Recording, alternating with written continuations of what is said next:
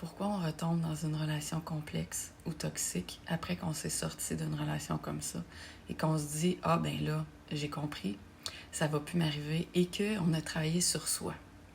Et que là, on se rend compte qu'on est encore dans ce genre de relation-là. Pourquoi ça arrive? Ça arrive parce qu'on a tous, comme je le dis souvent, des manques, des besoins, des souhaits, des envies, des désirs qui sont pas vraiment comblés et qu'on n'a pas vraiment compris comment les combler par nous-mêmes. Et tant que ce processus-là n'est pas compris, souvent, ça prend quand même du temps et on va rester dans les mêmes patterns. Par contre, quand la personne va venir proche de nous, au fil du temps, si on a beaucoup travaillé sur nous, on a vraiment fait un vrai travail, on va voir beaucoup plus rapidement que oh, il y a des red flags que souvent on voyait plus ou moins avant. Là, on va les voir. Et même si on va les voir, ce qui va se passer dans notre tête, c'est que, premièrement, comme les humains, on est très complexe. C'est pas toujours taillé au couteau comme ça. Tu sais, de prendre le temps de connaître les gens, c'est pas en 5 minutes qu'on va vraiment les connaître, mais quoi qu'en 5 minutes, des fois, on peut vraiment avoir une bonne idée. Mais on va comme justement se dire « Ouais, c'est peut-être pas ça, je suis pas certain, je suis pas certaine, il est beau, elle est belle, il est fin, elle est fine, il y a quelque chose, là, on se sent des émotions, puis on se dit « J'ai le goût de le vivre ». Fait que c'est comme si on cochait la case du challenge accepted, puis là, on se dit « Ok, c'est pas grave, je le prends le challenge, puis on va vivre avec, tu sais. » Mais finalement, le temps passe et on finit par se rendre compte dans quoi on s'est embarqué et que ça fait mal et que ça ressemble vraiment à une relation qu'on a déjà eue parce que on reste dans nos patterns. C'est vraiment ça l'affaire. Puis là, on se dit, c'est pas si pire, elle va changer, il va changer. Finalement, c'est pas vraiment comme mon ex ou... Tu sais, c'est juste une petite affaire, puis je suis sûre que la personne est capable de changer. Et là, c'est la pire affaire qu'on peut se dire au monde. La pire. Parce que oui, c'est vrai que les gens peuvent changer. Mais est-ce qu'ils veulent changer? Est-ce qu'ils sont prêts à changer?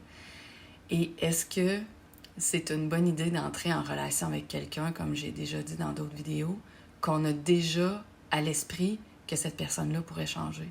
Si vous commencez, vous êtes déjà striké en partant. Si on commence dans une relation en se disant « Ah, la personne, tu sais, elle pourrait changer telle affaire, puis elle pourrait vivre telle affaire », c'est correct que vous le voyez, puis même que vous lui en parliez à la personne. Pas lui demander de changer, mais juste lui dire ce qui en est vraiment.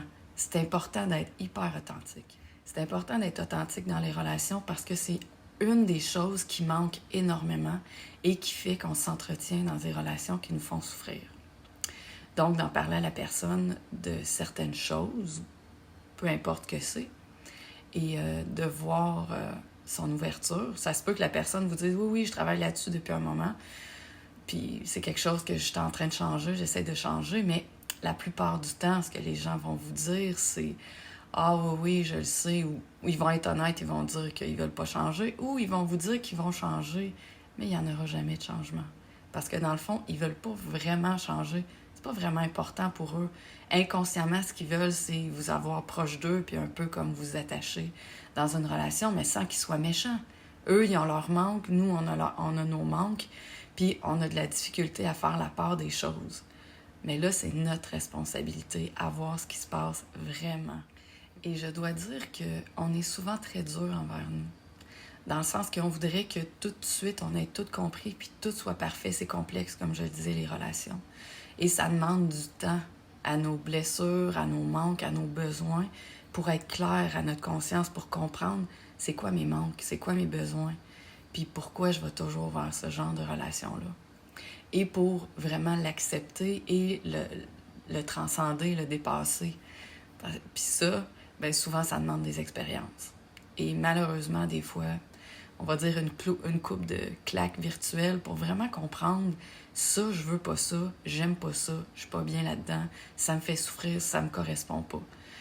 Et que même s'il y a quelqu'un un jour qui va se présenter, ça va être un gros non. Mais tant qu'on n'est pas sûr, qu'on se donne une ouverture, qu'on se dit c'est pas trop grave, c'est que nos manques et nos blessures sont encore trop grandes. Donc, je pense qu'il faut apprendre à voir ça avec plus de légèreté, en riant d'une certaine façon, parce qu'il faut en rire. T'sais, on est en train d'apprendre la vie, tout le monde. Faut pas être trop dur envers nous, mais il faut être capable de s'ouvrir les yeux, des fois, comme je le dis, plus grand que le cœur. Et voir que, OK, là, je suis en train de m'attacher. Et ça, souvent, c'est une des pires choses. L'attachement, on sait que ça va nous faire mal un jour ou l'autre. D'aimer vraiment, oui. De raisonner ensemble, oui. Mais de s'attacher, c'est sûr qu'un jour ou l'autre, ça va nous faire souffrir. Donc, de juste observer ce qui se passe et de plus en plus d'accepter nos faiblesses, de les voir et de s'ouvrir souvent à la possibilité qu'il peut y avoir une fin dans la relation. Souvent, on ne veut pas lâcher. On a peur parce que nos manques nous parlent, nous tirent vers le bas, nous disent « Non, non, non, non, non, tu vas être en relation, puis c'est pas grave, puis ça va s'arranger », alors qu'on le sait très bien que c'est pas le cas. Donc, ce que je vous invite à faire, c'est à ne pas vous taper sur la tête, à ne pas vous juger, à pas vous dire « Voyons, je suis donc bien con, je suis donc bien conne, pourquoi j'ai vécu ça? Je vivrai plus jamais ça. » Les gens me disent ça constamment, mais là, je les revois à un moment donné, puis ils sont dans une relation qui est plus ou moins semblable. Puis c'est pas parce qu'on n'est pas intelligent. C'est parce qu'on a des blessures spécifiques, des manques spécifiques qui vont attirer ce genre de personnes-là spécifiques dans nos vies jusqu'à temps que ça soit plus ça à l'intérieur de nous, qu'on ait fait un travail suffisamment grand et qu'on ait vécu des fois suffisamment d'expérience pour ne plus tomber là-dedans, qu'on n'ait plus envie de ça, qu'on n'ait plus besoin de ça, on va dire qu'on s'auto-suffise par nous-mêmes. Puis s'il y a quelqu'un qui arrive puis qui nous correspond vraiment, on va le savoir. Puis les gens qui nous correspondent pas, on va le savoir, puis ça sera même pas dur de dire non. Mais en attendant, l'important, c'est d'apprendre à se respecter et apprendre à développer c'est quoi une relation saine pour moi. Mais le travail sur soi sert énormément parce qu'il va nous permettre de voir beaucoup plus rapidement ce qui se passe et de sortir souvent plus rapidement de la relation que par les années passées. Mais, comme je le dis, l'expérience est très, très riche. Donc, si c'est ce que tu vis, que c'est difficile et que tu rentres presque toujours dans des patterns de relations toxiques, que ça t'épuise et que tu es vraiment tanné, prends rendez-vous avec moi. On va pouvoir voir assez rapidement quels sont les points qui te mènent dans ces relations-là et comment assez rapidement sortir de ça pour vivre des relations plus saines et pas mal plus agréables pour toi.